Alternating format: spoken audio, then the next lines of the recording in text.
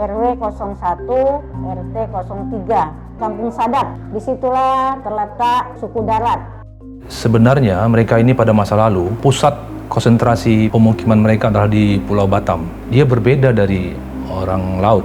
Tahun 1995 mereka itu ada sekitar 12 kakak. Main apa tuh? Main apa, Pak?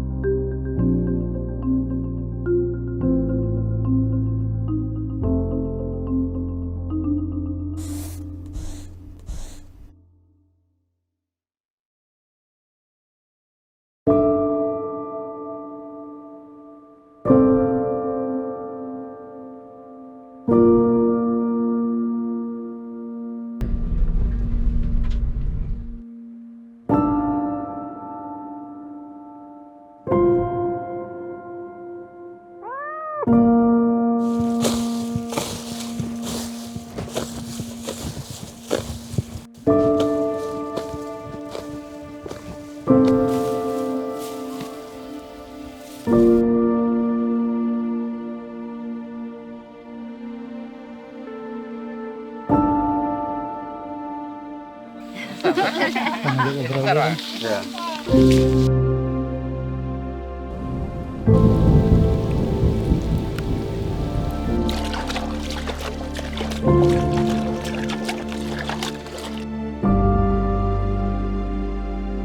Disinilah tempat tinggal orang darat yang masih tersisa menetap. Ada 3 rumah berukuran relatif kecil, dibangun di atas lahan seluas 2 hektar di antara hamparan perkebunan milik masyarakat dan swasta. Adalah Lamat, pria orang darat paling sepuh. Saya lahirnya dulu di sana. Di apa namanya? Ulu Buton yang ada masjid di sana. Tahun berapa? Ingat? Tahunnya tak ingat.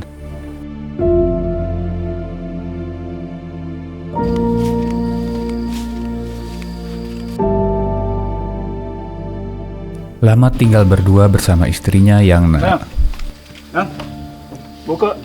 Buka pintu. Putri mereka wafat ketika baru berumur beberapa hari.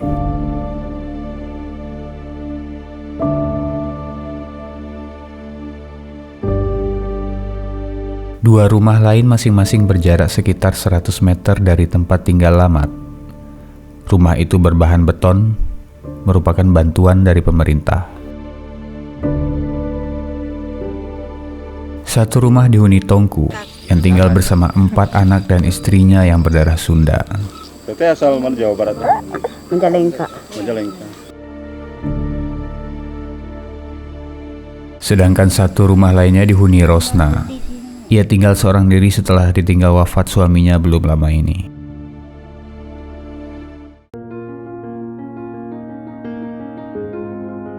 Mereka hidup berdampingan dengan seorang keluarga pendatang yang membangun sebuah rumah di areal perkebunan tak jauh dari tempat mereka tinggal. Garang mah. Jangan kan nengok orangnya, nengok rumahnya takut. Nengok rumahnya aja seram gitu.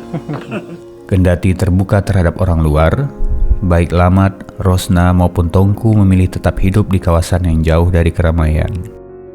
Dan kondisi ini seakan kian memperkecil keberadaan orang darat. Hanya Tongkulah orang darat asli yang memiliki keturunan. Seorang adik laki-laki Lamat hingga kini belum menikah meski usianya telah mendekati kepala 5. Seingat Lamat, Pulau Rempang dahulunya hanya dihuni oleh orang darat yang tinggal secara berkelompok di dalam hutan. Seingat Paci ada berapa? Satu kampung itu ada berapa orang? Lagi dulu tak ingat, tak terlalu ingat kita. Saya dah besar, orangnya dah sedikit-sedikit. Dulu tapi ramai. Dulu ramai dulu. Sayangnya, Lamat tidak tahu rinci mengenai keberadaan orang darat di masa lampau. Dia hanya memahami silsilah 2 keturunan yang ada di atasnya. Sebenarnya mereka ini pada masa lalu ya, pusat konsentrasi pemukiman mereka adalah di Pulau Batam. Nah, dari Pulau Batam barulah menyebar ke Rempang. Jadi tidak hanya di Rempang, kemudian juga ada di Pulau Bulang dan beberapa kampung di dalam Pulau Batam sendiri, termasuk di Pulau Bulu. Itu pernah menjadi salah satu tempat pemukiman orang darat atau orang Rempang pada masa lalu. Sebutan orang darat ini berasal dari orang luar, terutama dari peneliti-peneliti Belanda pada abad 19 hingga awal-awal abad 20, seperti Eliza Netzer, Residen Riau, itu banyak menulis tentang orang darat atau orang Rempang ini. Kemudian Kontrolor Tanjung Pinang, P. Wing, gitu. Kemudian Kontrolor Tanjung Pinang, Scholl, itu juga banyak melaporkan tentang orang darat secara ilmiah. Nah, mereka sendiri menyebut diri mereka adalah orang benua. Orang benua artinya sebenarnya terjemahannya darat juga. Jadi kawasan yang berada di satu tempat yang luas, daratan yang luas gitu ya, tapi dalam konteks hutan gitu, kalau tempat tinggal mereka. Nah, karena tempat tinggal mereka, orang luar juga menyebutnya orang hutan. Tapi ini bagi orang darat, itu seperti dilaporkan oleh Wing, Kontrolor Wing, itu ada sebutan apa yang sifatnya menghina gitu, apabila mereka disebut sebagai orang hutan. Jadi ada 3 nama itu untuk menyebut suku asli ini: orang darat, orang benua, dan orang hutan. Nah, nama asli mereka menurut mereka sendiri adalah orang benua. Nah, orang ini, suku benua atau orang benua, orang darat ini tidak ada kaitan sama sekali secara etnografi atau silsilah dan kebudayaan dengan orang laut yang berada di sekitarnya. Hasil penelitian linguistik oleh misalnya Wing, Scholl itu, orang darat atau orang Rempang ini secara linguistik dekat dengan orang asli di Semenanjung, orang Jakun. Mereka dekat secara linguistik, jadi secara kebahasaan. Nah, perhatian terhadap orang darat ini sebenarnya sudah cukup lama. Itu paling tidak sejak abad 19, pertengahan abad 19. Mula-mula yang memperhatikan orang darat ini adalah Residen Riau, Cornet de Groot. Itu 1830-an, dia pernah mengundang 2 orang darat dari Pulau Lempang ke Tanjung Pinang dan dibawa ke rumah residen di Tanjung Pinang yang sekarang menjadi rumah gubernur. Nah, itulah untuk pertama kalinya pertemuan orang darat dengan bangsa Eropa. Kemudian setelah itu 1854 barulah ada satu riset awal, itu yang dilakukan oleh Residen Riau juga, Eliza Netzer. Dia terjun langsung ke Pulau Batam dan Rempang itu dan bertemu dengan sekitar 12 orang darat. Dan dia mencatat secara etnologis, etnografis, fisik orang darat mulai dari muka sampai ke badannya gitu. Dalam laporan studi etnografi dan linguistik yang diterbitkan di Berlin tahun 1960, Hans Kahler, seorang penulis berkebangsaan Jerman, memberikan laporan cukup rinci mengenai keberadaan orang darat. Laporan hasil penelitian yang dilakukan pada tahun 1939. Ada 13 orang darat yang dia temui di lembah antara pegunungan Tembesi dan Batu Aji di Pulau Batam, dan sebanyak 17 orang ditemuinya di Pulau Rempang. Orang darat memiliki ciri fisik berupa wajah bulat dan berhidung pesek. Para pria memiliki janggut berukuran sedang, mata berwarna coklat tua, bibir lebih kecil daripada bibir orang Melayu pada umumnya.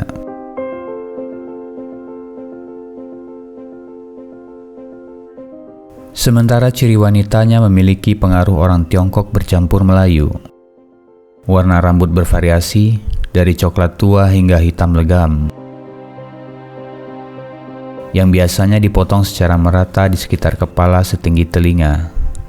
Ini terlihat pada ciri Rosna. Nama Pak Misah itu ada di tepi sungai, bikin dapur. Ih, itu di tempat Tongku itu dulu kami. Tahun 1939, Kahler menemukan laki-laki orang darat ada yang mengenakan celana panjang dipadu baju menyerupai jaket. Pakaian wanita terdiri dari sarung dan baju menyerupai jaket.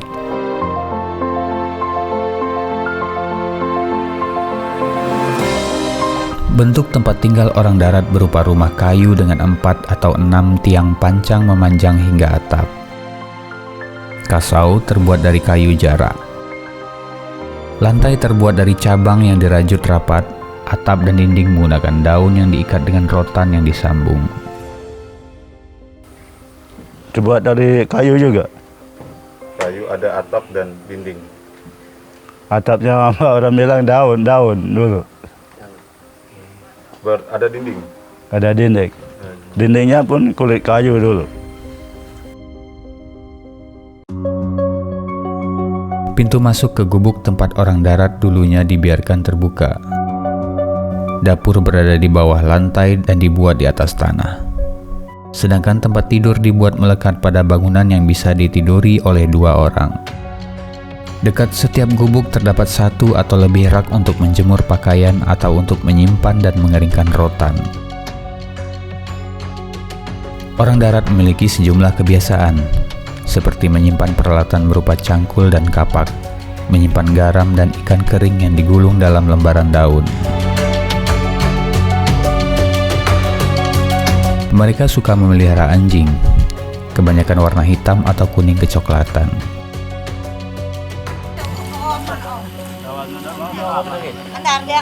Mereka juga gemar menghisap rokok dari tembakau yang digulung menggunakan kertas, dan minum beralkohol sejenis anggur dari palem. Rokok dan anggur itu diperoleh dari orang Tiongkok menggunakan sistem barter, ditukar dengan rotan yang mereka kumpulkan dari hutan. Tentang sejarah asal-usul orang darat atau orang Rempang ini ada dua. Ada dua dan keduanya dikemukakan oleh 2 peneliti Belanda yang juga pegawai kolonial, kontroler Tanjung Pinang, P. Wing dan Scholl. Dan dia merujuk kepada 2 legenda atau cerita rakyat yang didapat di Batam dan di Bintan. Cerita yang berasal dari Batam itu mengatakan orang darat ini yang berada sekarang di Rempang ini berasal dari Lingga. Asalnya daerah Taluk di Lingga itu. Taluk. Jadi suatu hari kampung orang darat itu terjadi kekacauan dan sering konflik.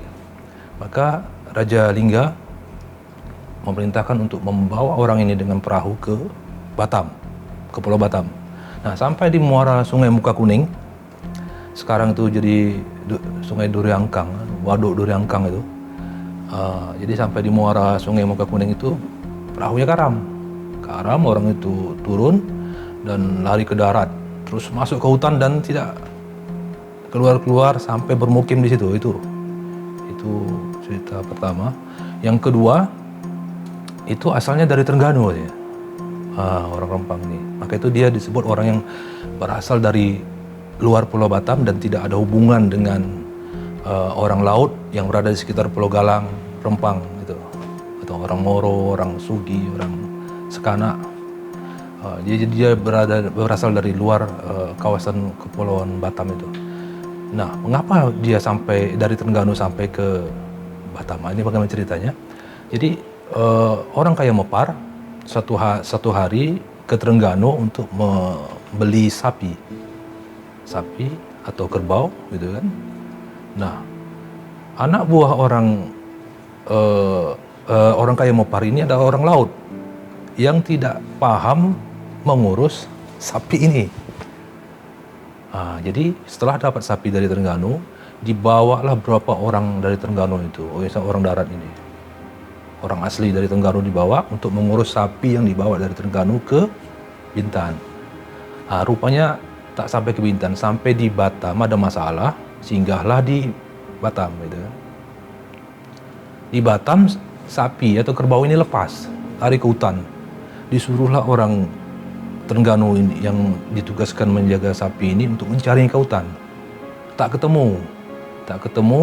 mereka karena tak berhasil mendapatkan sapi itu, mereka tak pulang, tidak kembali ke perahu orang kaya Mepar ini. Nah, sehingga menetaplah di Pulau Batam di tengah hutan. Nah, itulah sebabnya orang darat itu asalnya pertama-tama bermukim di Batam, asalnya dari luar Batam, dari Terengganu, dan ini cerita yang sangat diyakini. Nah, dari Batam barulah menyebar ke Rempang, Pulau Bulang, dan pulau-pulau lain di sekitar Pulau Batam. Asal-usul orang Rempang ini atau orang darat ini dari Terengganu atau dari Lingga. Kalau untuk menjawabnya sekarang ini, dengan kondisi sekarang ini, kalau bagi saya sangat sulit.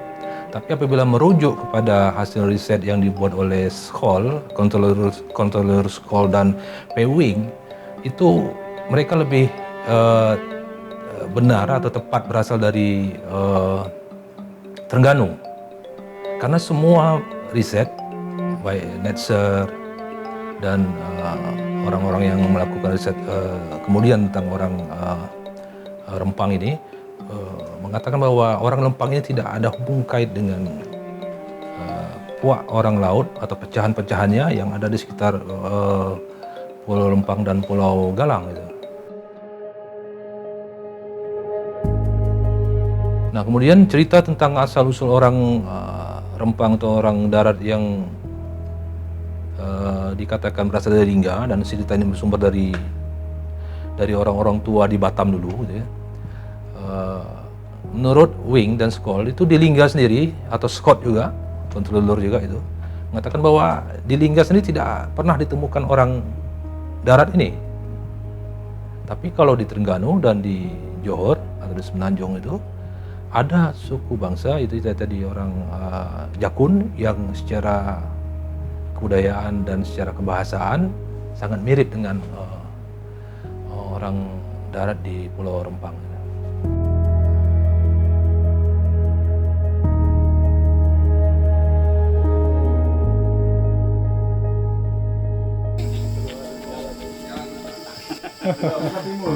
Secara turun-temurun, kelompok orang darat yang menghuni Pulau Batam dan pulau-pulau di sekitarnya dipimpin oleh seorang yang dianggap sebagai kepala suku. Tadi ponakannya Pak Tengku, masih muda. Orang darat kan ada pemimpin ya, Pak Cik? Iya, ada pemimpin. Itu disebut apa, Pak Cik? Pemimpin kita? Kepala suku atau ada sebutan khusus?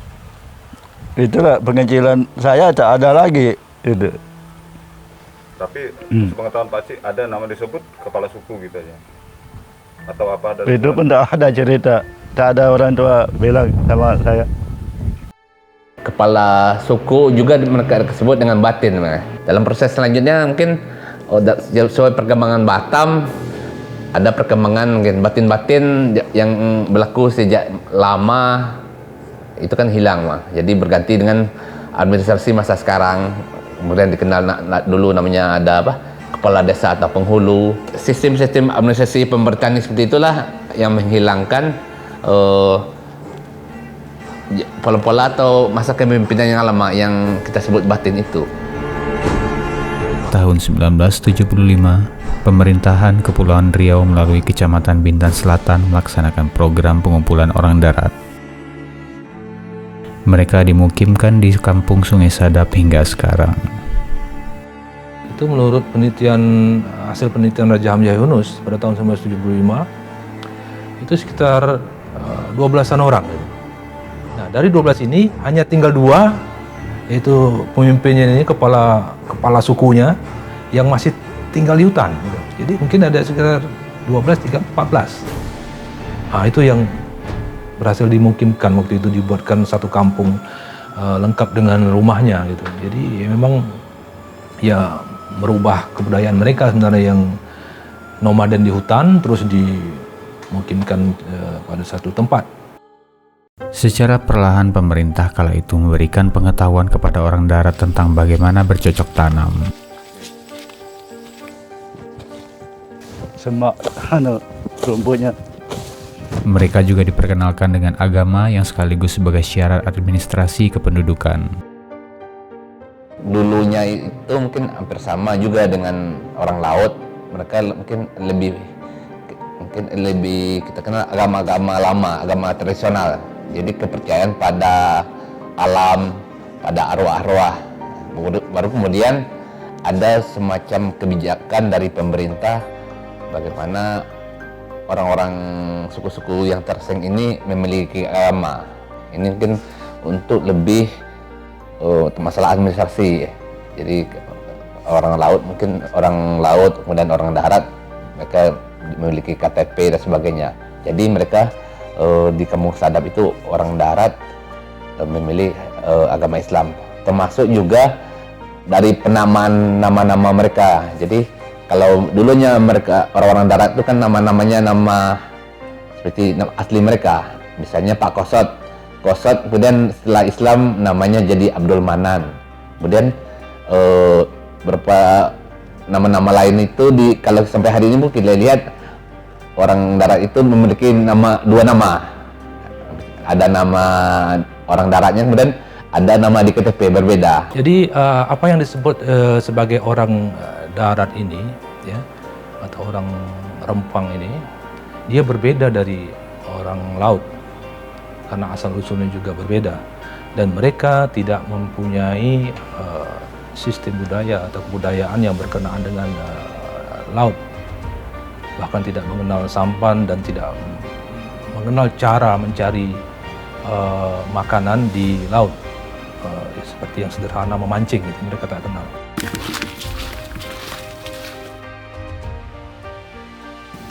Macam kata ke mana dia?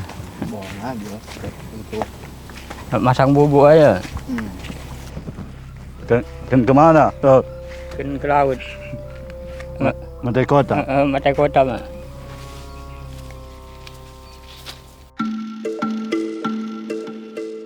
Sejak dimukimkan di kampung Sungai Sadap, pola hidup orang darat perlahan mengalami perubahan. Turun buang air kau.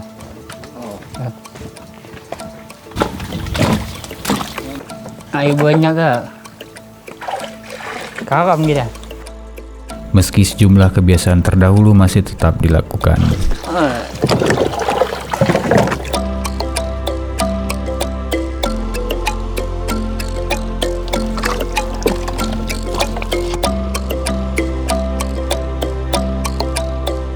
Mereka masih mencari kepiting di hutan bakau,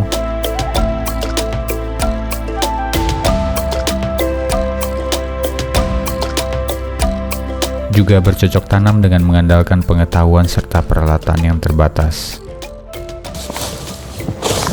Disebabkan keterisoliran dan tidak mengenal pendidikan formal. Mancing.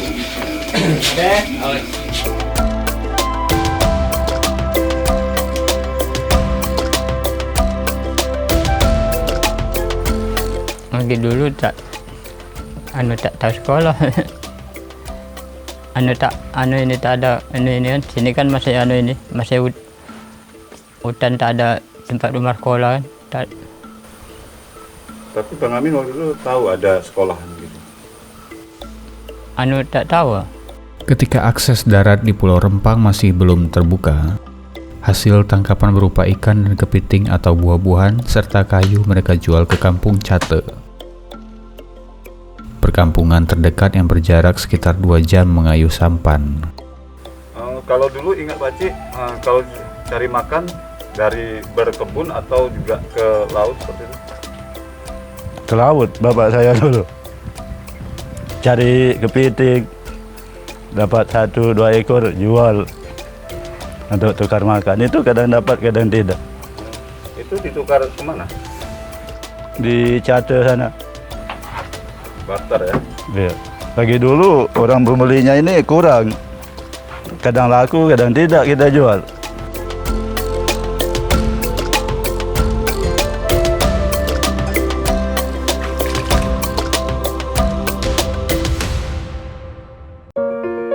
Seiring dengan terbukanya akses darat, kehidupan orang darat mulai terbuka. Pembangunan berupa jembatan dan akses jalan menjadikan Kampung Sadap terhubung dengan perkampungan sekitar, termasuk dengan Pulau Batam yang telah berubah menjadi sebuah kota yang sibuk. Alhamdulillah mereka sekarang sudah mau bergabung. Pada waktu itu mereka takut melihat ada orang datang ke sana kan. Namun sekarang ini alhamdulillah mereka itu sudah mau bergabung.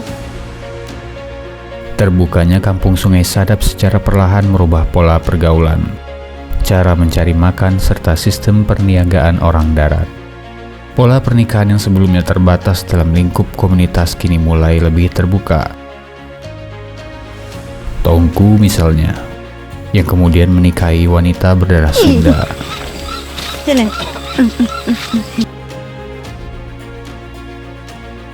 Suku darat juga mungkin ada turunan dari anak cucu sudah nikah atau perkawinan dengan yang udah masa-masa zaman sekarang. Kalau dasarkan turunan, kami memang asli dari suku darat dulu kala, dan saya termasuk anak cucunya. Dan datuk nenek moyang kita dulu memang asli dari orang Pulau Rempang ini. Dan bertempat tinggal waktu zaman dulu kala mungkin sebelum hadirnya kami, itu memang bertempat di darat. Sebelum itu, keterisoliran tidak hanya menyulitkan perkembangan komunitas orang darat, tetapi bahkan mengancam penurunan jumlah komunitas mereka yang disebabkan oleh ancaman penyakit. Minimnya pengetahuan mengenai kebersihan dan terbatasnya sumber pangan menjadikan orang darat rentan mengalami sakit. Hans Kahler dalam laporannya tahun 1960 lalu menyatakan, orang darat rawan terkena penyakit beri-beri karena jarang menikmati makanan berupa nasi dan lebih banyak makan buah-buahan. Ancaman penyakit tidak menutup kemungkinan menghinggapi orang darat saat ini. Minimnya kesadaran menjaga kebersihan dan belum terbukanya orang darat terhadap dunia luar menjadikan mereka rentan mengalami sakit. Faktor yang disebut sebagai cepat berkurangnya komunitas orang darat itu sendiri. Cepat berkurangnya komunitas sebenarnya itu dasar daripada sakit. Karena kurangnya mungkin dari konsumsi makan yang vitamin, kedua kebersihan, mungkin tidak terjaga di situ. Karena waktu zaman dulu kala, pada tahun 95 menjelang sampai ke 2000, itu medis dari kesehatan tuh langka kali untuk menjangkau ke wilayah tersebut.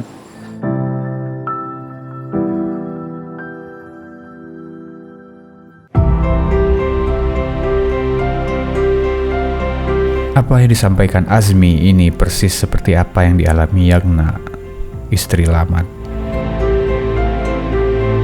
yang mengalami hilang penglihatan akibat terlambatnya penanganan katarak di matanya.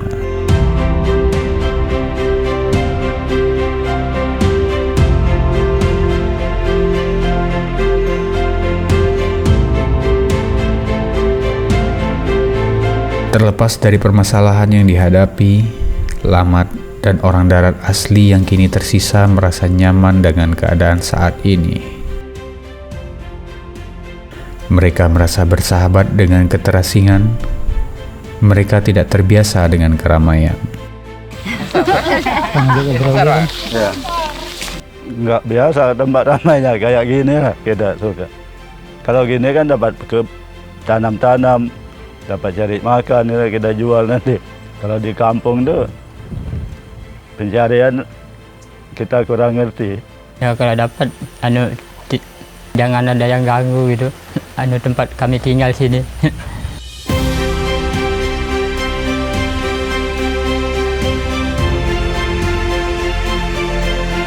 Aduh, aku pikir aja. Ini aja. Apa dek ngantuk?